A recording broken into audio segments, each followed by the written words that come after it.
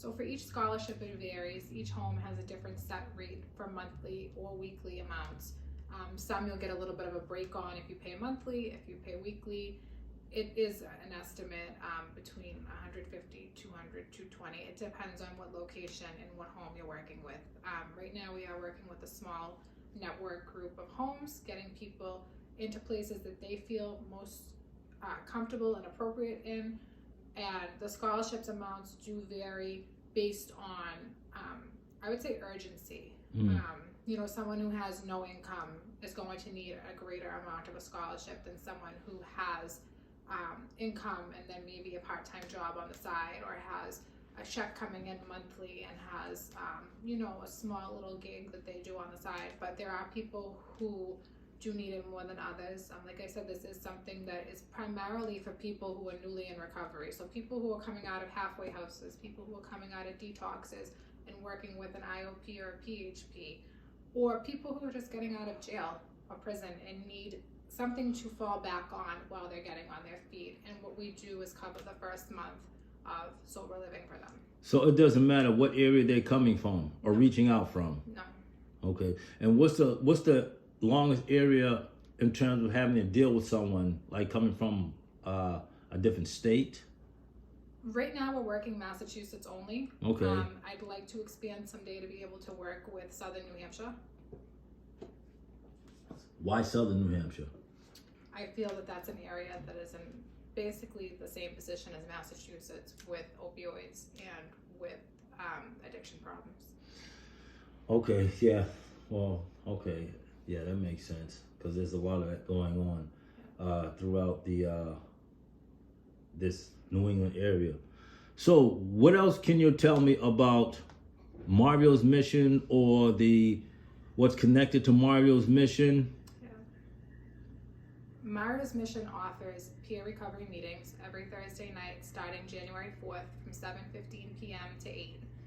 What that allows is someone who's working or someone that's in an IOP and wants something after the fact to stay connected and stay in basically like a positive recovery aspect, to continue their meetings after hours. A lot of places close at 5, some places close at 7.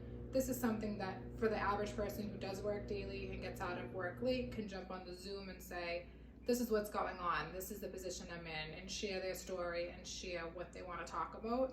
It is an all pathways meeting, so they're able to discuss whatever they want. We don't just preach, 12-step or Dharma.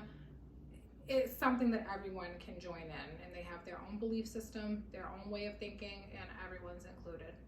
And how much of that do you get involved with as it relates to you're giving a client or an establishment an X amount of money for the client to stay for a month or weekly, and beyond that, what's your interaction with the client? Do you stay connected with that client after that's all done, said and done? We do. We've already worked so far. It's December 31st, and our date to process these checks is the 2nd. We've already completed 3 scholarship applications that have been accepted for 2024, and those individuals we talk to daily. I myself speak to them daily, check in, make sure everything's going okay. I am a recovery coach in the state of Massachusetts, so it is something that I feel I do best with, making sure that these people are connected. I'm also in school to be an addiction counselor and get my associate's degrees, so I want to make sure I'm utilizing my education to help them get what they need done and stay on a sober pathway. What else, Marissa? I don't know, Blake. What else? What else do you think Mario's mission could do to improve or to better the experience from someone who has lived experience? I want to hear your thoughts. Well, consistency more than anything. You have to be consistent in any endeavor that you take on, and with that consistency, you got to be open to what other ideas can enhance Mario's mission. That's right. And as you know, I like to get up and go. I do the same thing. Absolutely. The traveling, the interviewing and stuff like that. It's healthy to deal with people for the first time, because it puts them in a position of comfortability where they feel like they can open up to you. So I can identify with the reaching out, the being there for people who really are in need of it. Yeah. No, I agree totally. So this is what, 2 months? 2 months old? Almost 3. Okay, almost 3. Yeah. And so you're new to this. You're new to this. Well, yeah. Has it been easy to navigate in terms of dealing with people in general? Dealing with the population that we serve, yes. Okay. Dealing with the population that we serve's other entities, not so much. Meaning? There's a lot of competition in this field. Oh, well, that's a given. Yeah. Well, we Lot live of in a treatment competition. world nowadays, so everybody's beating their drum. Everyone's beating their drum to their own rhythm, and it has its challenges. Everyone's ultimately in it for the best interest of helping the person at hand. That's what the bottom line is, and that's what the biggest goal is. For others, it's more of a clout conquest, I would say. And it's more of something that is used to idolize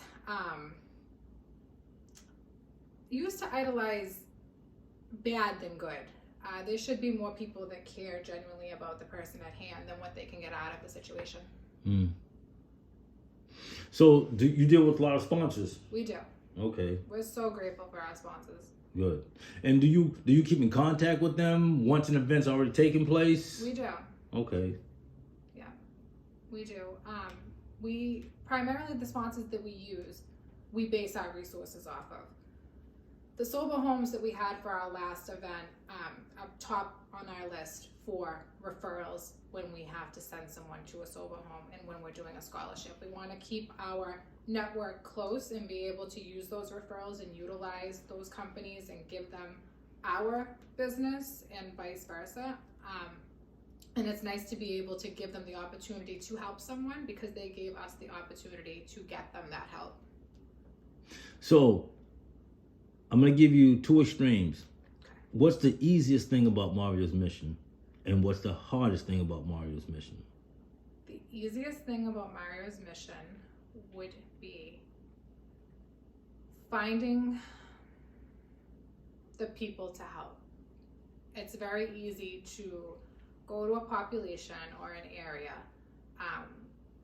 where these people are pretty much deprived of what they need and to be able to get them help. And you can tell based off of sometimes just looking at someone that you know they need that help. And sometimes it's very well hidden and they can prove us wrong. But going to find the person that needs the help the most, that's been the easiest so far. The hardest thing about Mario's mission has been navigating the community. Okay. And when you say navigating the community, could you be more specific? Navigating in terms of working with outside organizations. Okay. Well, I guess that's always a challenge, dealing with people, other organizations and stuff like that. Yeah, I could see it as being a challenge. It's like a football game. You have different teams, and everybody's vying for the Super Bowl. Everybody wants to be a linebacker. Yeah. Yeah. So, we've covered the mission. Yeah. We've covered the easy. We've covered the hard. We've covered the monies involved in the specific businesses or organizations. Yeah. What are we missing? One thing in particular. Okay. Mario's mission was formed on November 6th, 2023. Yeah. With the utmost respect to people in this field, community, recovery realm, we'll say. That goes for the people that work in it, the people that we're serving, all of the above. Mario's mission has been subject to false allegations, harassment, slander, abuse since the day it was formed. From my understanding, what a recovery community is everyone comes together to help one another. You don't come together to selectively harm a single person or selectively harm a single organization. What I mean by that is Mario's mission has been labeled a fraud. Mario's mission has been labeled fake. I've been labeled fake as a person. to the point that I'm even hearing about a little clip of a video, of a live video that I had posted on my personal page defending my father who was being attacked by someone, brutalizing his previous addiction, and just the disrespect that the community can give off to certain people who are trying to do good when there's other people who've done far worse and they worship the ground they walk on. But because we're new and we're in this for only 2 or 2.5 months, we're the bad guys and we're already getting a bad rap. But what I want people to know is, and for our supporters and for the people who have sponsored us, Mario's mission is something that has been in the works for a very long time. 2023 was one of the most challenging years for the Capone Todisco family, and we finally had the opportunity to do it. It was set out to do good for people. It's never set out to intend any harm on anyone, to intend any shade, neglect, anything like that. It was meant for what it's doing in serving the community. And I'd like to see people work together, not work to single-handedly diss others. It's so inappropriate, and I just hope going into 2024 that this community really polishes up its act and works together as a team, because right now what people say they stand for and how they're acting are two very different characteristics. Thank you, Marissa. Thank you. Any lasting statements, or was that the lasting statement? Mario's mission has a gift for you. Can I give it to you? Yes, you can. Great. Mario's mission wants to gift you this for being an avid supporter from day one. Be the boss of your recovery. Word. Word. Thank you, Marissa. Thank you.